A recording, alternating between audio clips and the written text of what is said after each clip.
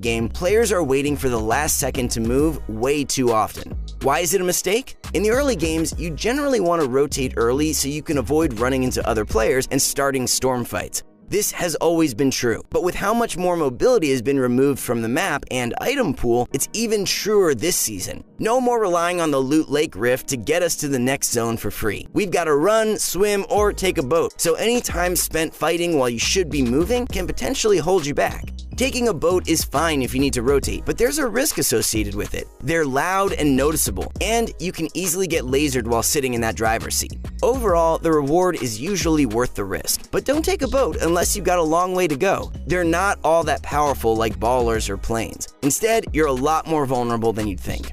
When it comes to using our feet to rotate, it seems as if most players have forgotten just how slow running is, and how easy it is to get caught up in the storm, because we're still seeing so many players deciding to take mid-game fights with barely any time left on the clock, like when they still need to run across half the map. Even if they win the fight they take, they'll either die to the storm or take a ton of damage that's too hard to recover from. Because of that, you need to always consider the next zone's location before engaging in a fight. It's more crucial now than ever.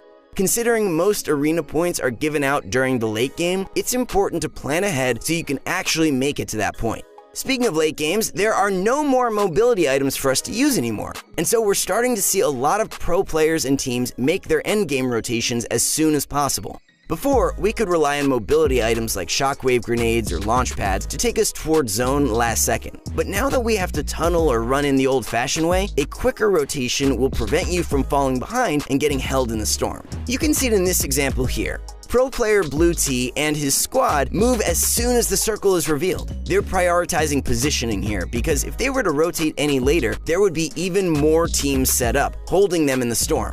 By moving early, they can be the ones that set up and pressure slower teams as they move in, and that's exactly what they do here. They get into zone and put enough pressure on the squad behind them to pick up a kill and some fantastic loot as a prize. A good rule of thumb is to begin moving before the zone starts closing in. Not in every single scenario exactly. Like if it was the first zone and it's halfway across the map, you might want to leave with an extra minute on the clock just to give yourself more time. But if you're looking to play for placements and get ahead of the pack, you should definitely be taking early rotations and avoid storm fighting. Do that and you'll make it to endgames more often.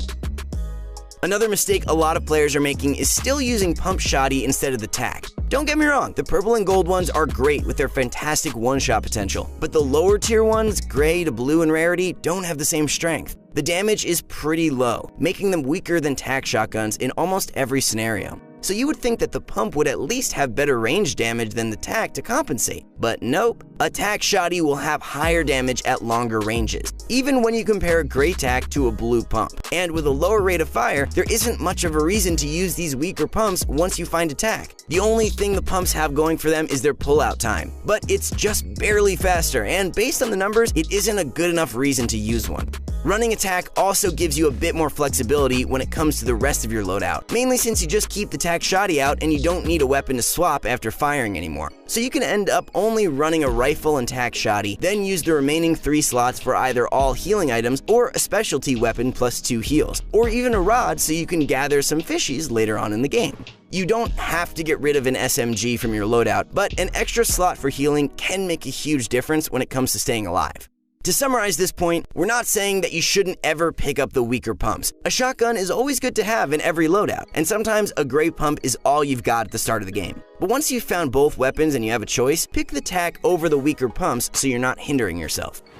Okay, so let's talk about how you can improve your early games. Now that we have a new map, so many mistakes are being made at the start of the match. What we've noticed is that too many players are ignoring unnamed locations and are still going for hot drops. Hot drops and named locations aren't bad or anything, but they may be causing you to die and lose games you could otherwise win. Here, let me explain. Every zone is new, apart from Pleasant Park, Retail Row, and Salty Springs. And unless you've been grinding for hours every day so far, most of us don't know the layouts of these places well enough to risk dropping with a ton of other players.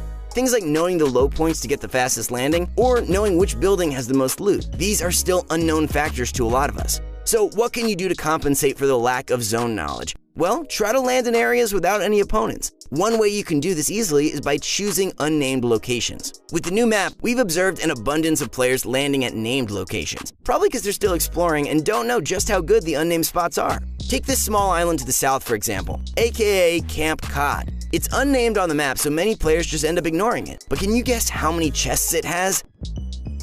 17 chests in a location many players are oblivious to. And with chests now spawning 100% of the time, you can get them all to yourself, as long as no one lands with you. Not only is there fantastic loot in this one spot, but also a great mix of materials, an upgrade bench, and a motorboat for when you need to rotate out. This spot is probably the most popular of the unnamed locations. But there are many others just like it all around the map, with plenty of loot and almost no enemies to deal with. While you may be eager to explore the new POIs, don't sleep on unnamed locations.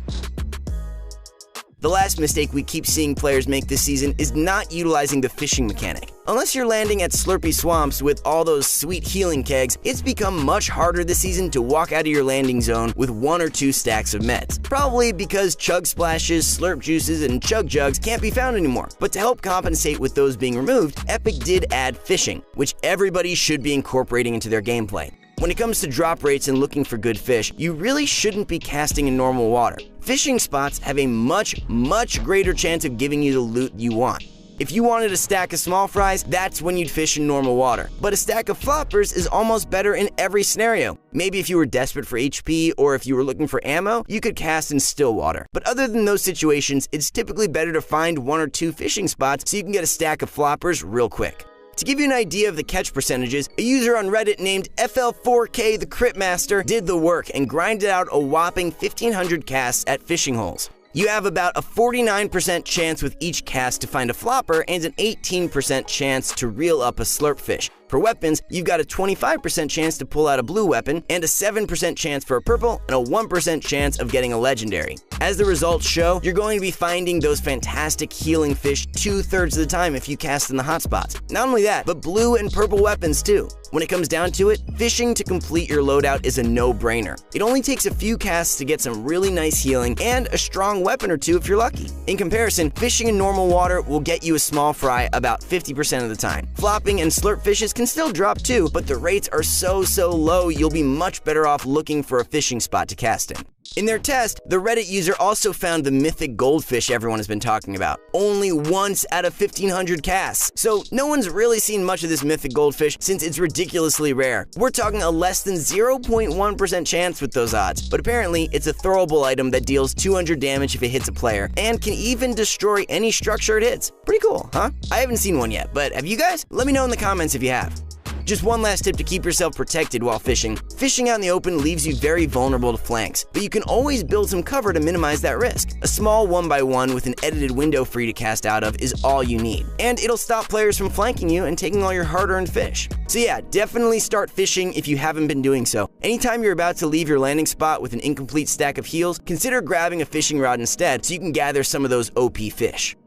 We know that there's a lot of change to adjust to in this season, but if you follow the tips in this video, we're sure that you'll start finding more success. Remember, give yourself ample time to rotate unless you want to risk getting into storm fights and missing out on endgame placement points. Stop using the weaker pumps if you found attack shoddy. Unless they get buffed soon, the gray, green, and blue pumps just aren't worth using. They're not completely useless, but attack outperforms them in pretty much every way. Start landing at more unnamed locations. A lot of them are perfectly viable even for squads, and you'll be less likely to run into opponents there. Don't be afraid to hop into Playground and just explore around so you can learn them. And lastly, start fishing more. Slurp fish and the weapons you can find have some great drop rates as long as you cast in those fishing spots.